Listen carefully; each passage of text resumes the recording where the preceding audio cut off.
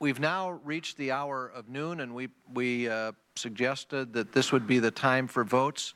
I think this would be the appropriate time that we move to votes. We agree on the list of amendments.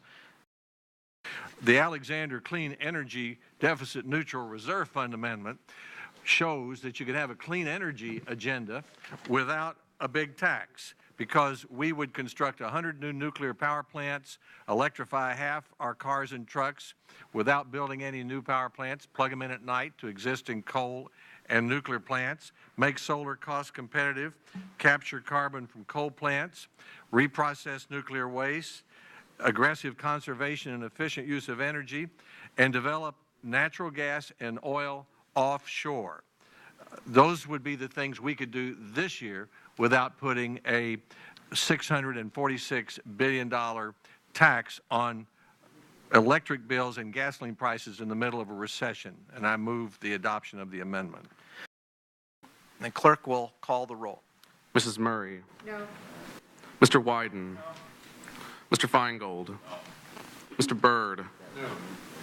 Mr. Nelson. No. Ms. Stabenow. Mr. Menendez.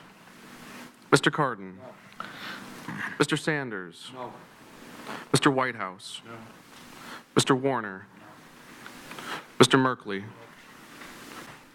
Mr. Chairman. No.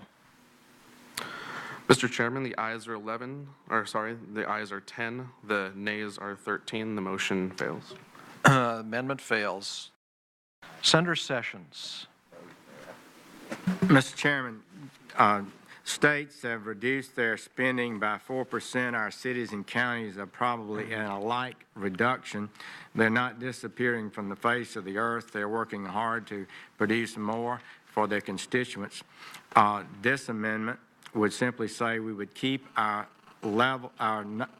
non-defense discretionary spending flat for 2 years, and then it would go up for 1% for the next 3 years in this 5-year cycle. It will save $200 billion. It's a significant sum, and keep the baseline at a more reasonable level for the future.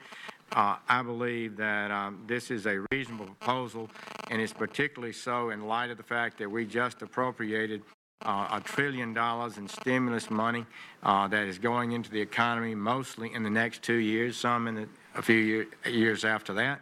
And as a result, we still are going to have a substantial increase in spending by the United States government in the next 5 years.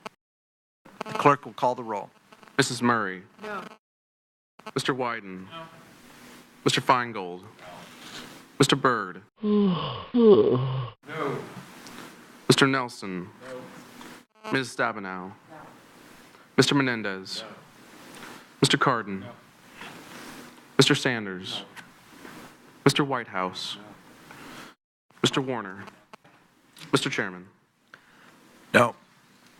Mr. Chairman, the ayes are 10, the nays are 13. The session amendment fails. Senator Cornyn, your amendment on defense, non-defense discretionary and defense. Thank you, Mr. Chairman. This amendment would reduce the debt held by the public by more than $55 billion by reducing the growth in non-defense discretionary spending to match the growth in defense spending. Thank you very much. I urge my colleagues to support it. I'd ask the clerk to call the roll. Mrs. Murray. Aye. No. Mr. Wyden. No. Mr. Wyden. No. Mr. Feingold. No. Mr. Byrd. No. Ms. Stabenow. Mr. Menendez. Mr. Cardin. Mr. Sanders. Mr. Whitehouse. Mr. Warner. Mr. Merkley. Mr. Chairman. Chairman votes no. Mr. Chairman, the nays are 10, the yeas are 10, the nays are 13. Cornyn amendment fails. Yeah, probably everybody's going to want to go eat right now. Would you listen to 2 sentences before you go? And then if you want to get up and leave, I won't consider it rude. What I'm going to offer from the Republican point of view is my amendment saves a lot of money, and you ought to be in favor of it. From the Democratic side of the table, what I'm going to offer is what was in the president's budget that's not in this budget.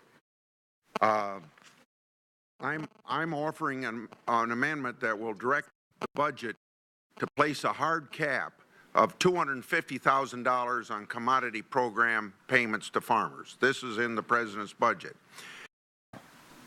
And while I personally am very sympathetic to what Senator Grassley is seeking to advance, anybody that wants to offer an amendment, we'll welcome them back at that time, other than Senator Grassley.